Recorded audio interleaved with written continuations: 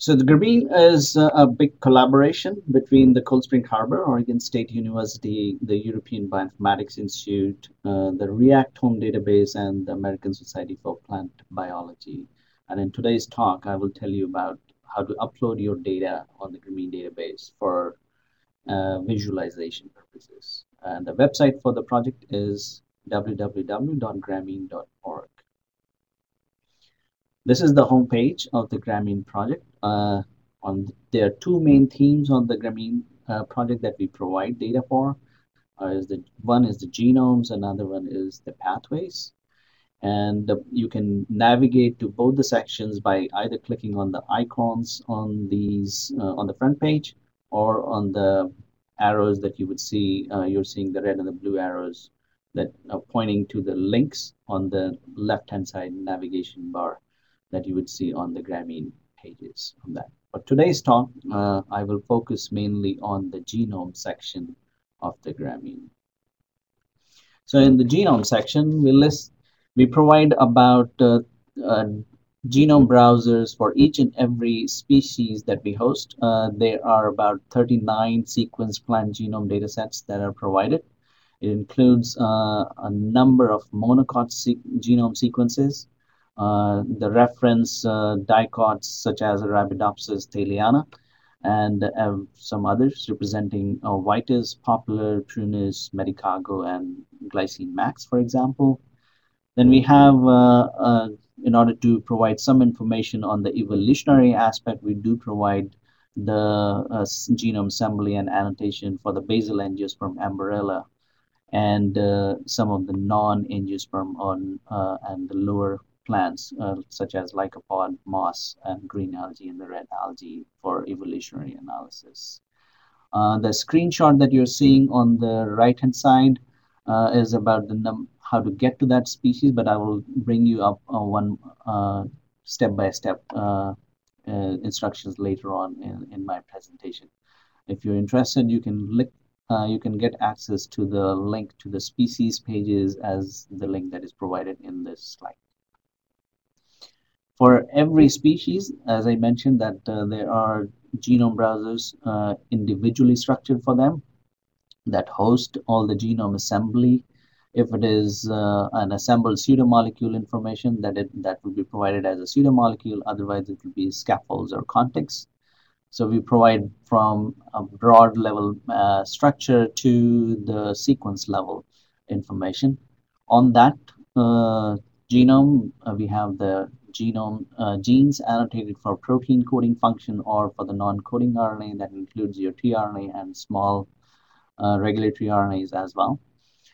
We provide information on expressed regions, the comparative genome alignments such as the syntons that you're, for example, seeing on your left-hand side of the screen.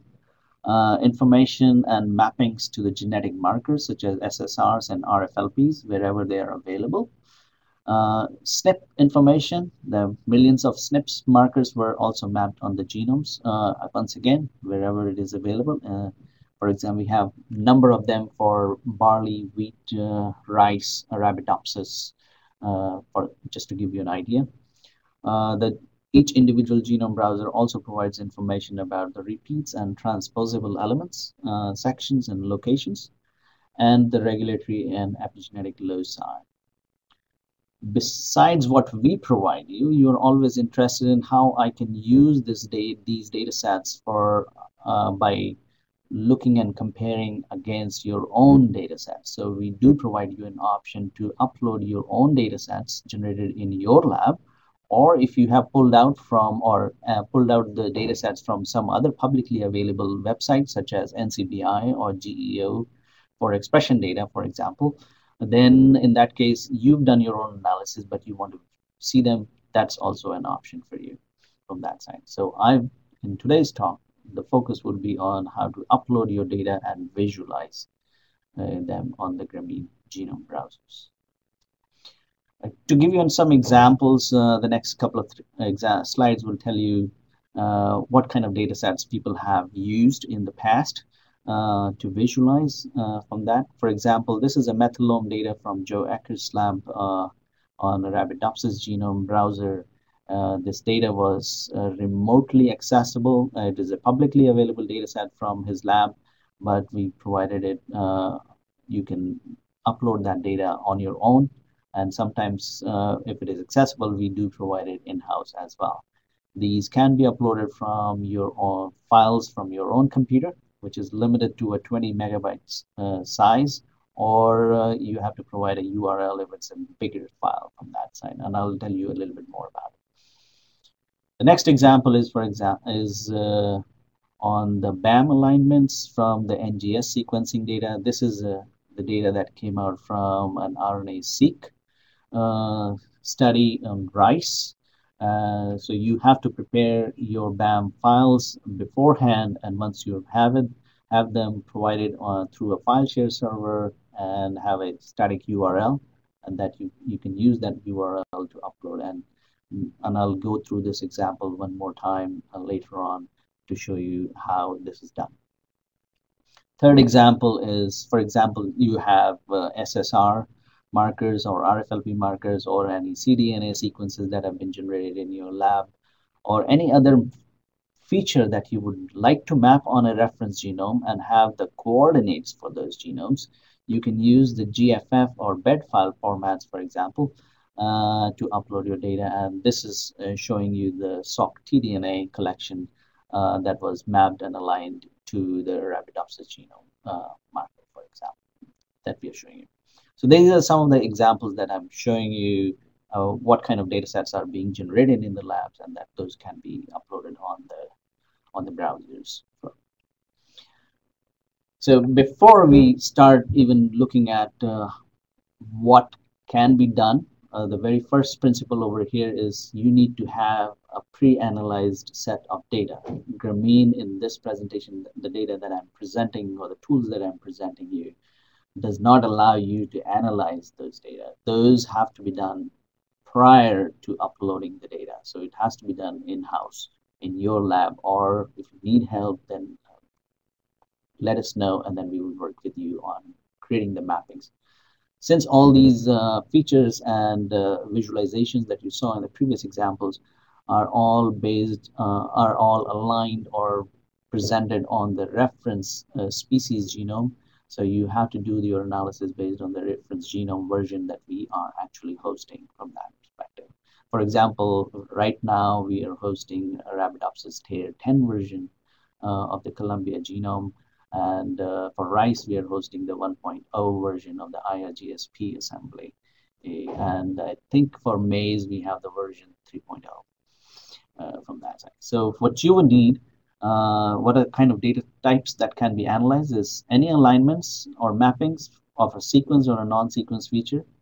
Expression data sets, you have the expression values determined for a baseline expression data or from a differential gene expression analysis. It can be for a transcriptome, can be for a proteome, or from your other data sets. NGS data can be coming from your genome sequencing or from your RNA-Seq analysis or ChIP-seq analysis that you will be looking at. Variations or that you call for indels or SNPs, including the allele information that can be uploaded as well. And there are various file formats that I will tell you in a minute. Any known features, for example, you want to highlight any known genes or homologs, that can be done too. And interactions or interactions between the two genes or two genomic loci in the genome, those can be, if you have analyzed them, then we do allow them to be presented for visualization purposes. Data formats are bed graph, GFF, or GTF formats. Interactions, you would present it in a pairwise interactions file, which is on a WashU format. The other most popular format is the BAM for the NGS data, where you have your alignments of your sequencing reads.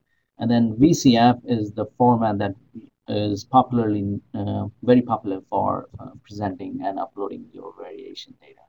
But for more information about what kind of data sets you can upload and the data formats, there's a link at the bottom of this slide that you would go over to, and feel free to visit that and get more information. The After you've generated your files and the data sets, then the question comes out of where is this data should sit, whether it is on my computer or on my URL, depending on the size of the file that you're looking at. If it is 20 MB or less, you can upload it from your computer. If not, if it's a bigger file, then you might have to upload it to either the iPlan data store or any file share server with direct links to your data file, and those URLs can be applied while uploading your data, and our system and servers would recognize your URL and to pull the data in. We also provide options for distributed annotation system for advanced users, and if you are interested in this option, then let us know. Just to give you an idea about that, the uploaded data is saved temporarily on our file system and accessed by you via cookie. So only you can view it on your browser. And the actual browser type, like whether it's a Mozilla or it's an Explorer or a Firefox or Safari, it has to be from that cookie is standardized for that particular browser. So, and it stays with you, I think, for more than a week. Unless you discard your cookies, then the data would be discarded as well. And that's how the data does show up on our file share servers, but we do not analyze that data, or we do not track that data. We do track sometimes for our outreach purposes how many people are using our tools and facilities, but we do not track the data. If you want more information about how this is accessed and privacy issues, there is a link for that website. So here's an example that I would use for expression data upload. The expression data can come from your microarray data files of analysis based on the baseline, or from your differential gene expression analysis, or from the NGS and a pipeline or study involving RNA-Seq data, or from your proteomics. So for today's one, I would focus mainly on the microarray data, but it's the same process that you would use it for any other purpose. Usually people are used to seeing the data in either Excel formats or in a tab delimited format, where you have a gene ID in one column and for example, a differential gene expression value for each individual gene with reference to one single sample or multiple samples that we have. For example, in this, we have embryo, endosperm, primary root, anthers, and pool leaf samples, and differentially expressed values for each gene in per row. This is how the classical data would look like, or is presented in the supplementary files. However, for uploading this data on the Gramene Genome browsers, you would have to take care of this by preparing individual files for each individual sample. So you would provide basically 5 files. You will create 5 files for each for embryo, endosperm, root, anthers, and leaves. And this is how it will look like in a bed graph format. The very first, sorry about that. The first 3 columns are chromosome number, gene start and gene stop locations in base pairs. And then the 4th column is your actual expression data that is coming from here. And then the other columns are optional. You may or may not have it, but this is for your reference. The first few lines, if you are interested, if you mark it with the hash sign, that shows as a comment, that is red for providing the information on the track for your data set from that side. So this is an anther example. The other one, the second file that I created is for V1 leaf sample, and the first 3 columns stay the same except for the 4th column, which has the leaf data sample. So in this way, if you have all these 5 files, then I will tell you and guide you through that how this data has to be processed and uploaded in the next few slides. So here's the beginning. Start at the Gramene home. You can go to the genomes by clicking on the icon or on the link on the left-hand side menu. You will end up into a genome portal of the Gramene. On that portal, each species has its own genome browser. So remember that. You can go to individual in genome browser of each species, or if you don't see the top accessed species on our list, on the, which is Arabidopsis, wheat, maize, Fiscomitrella, barley, and rice. If you don't find them, you select a species from the drop-down list, or you go to the full list of all the Gramene species that we have, and then select your species from there point onwards. Once you are on, for example, on the genome portal for the maize, there is an option either to click on the display your data in Gramene, or go to the region as an example to begin with, get the options and tools to start uploading your data. These are the two big options. We're trying to get you these options available from the tools menu on the top over here. So this is your genome view, for example. I'm in the 2 million base pair region of the chromosome 1 of ZM maize. And on your left-hand side, you would see a configure this page option or manage your data option. Or if you're in the detailed view of the along with the genes, you would see a wheel, customized wheel for configuring this page. These are the two options that you would use.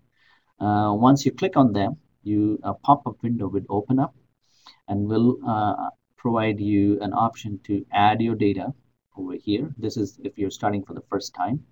And if you've already done these analysis before, then there is an option for managing data or attaching your data through the distributed annotation system. And the views that I'm presenting today are on the genome detail view. But if you're interested in the karyotype, mapping all those features on the karyotype views, then you would use the features on karyotype option.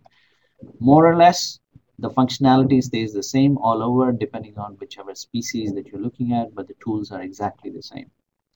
So since this is a maize data, so I've selected species maize from the drop-down menu. I created the files in bed graph format, so I selected the file format. And then I have an option because some of the data was much bigger, so I'm going to upload it via a URL. And after you type an URL over here, you can hit the button upload. If you think that your file is smaller than 20 MB, then you have an option to upload your file by browsing it on your computer, or even if it's much smaller, then you have an even option to paste your data in that text box. Once it's uploaded, it will give you a message that your data is successfully uploaded, and the pop-up window stays on in your browser. You would go to the configure region image, or you will see all the active tracks, and under the active tracks it will show you your data option. In this case, all 5 of my data types were open and accessible. If it is not accessible, it will show you 0 by 5. In that option, then you would go to each individual option over here to switch it on or off as you please to look at it. So let's look at all these 5 data sets that we uploaded into the region that I was interested in. So I was interested in this region, and I managed to open up these tracks. So you would see the V1 root, leaf, anther samples, the embryo, and the endosperm samples. You will have an option on the left-hand side of this window to move your tracks up and down as you would please to, or switch on and off any other additional tracks that you're looking at. The other option over here is that this is showing you the bar graphs or histograms of the expression value that you uploaded. If you click on any of these graphs, then it will actually show you the real numbers that were mapped that based on which the histogram was created.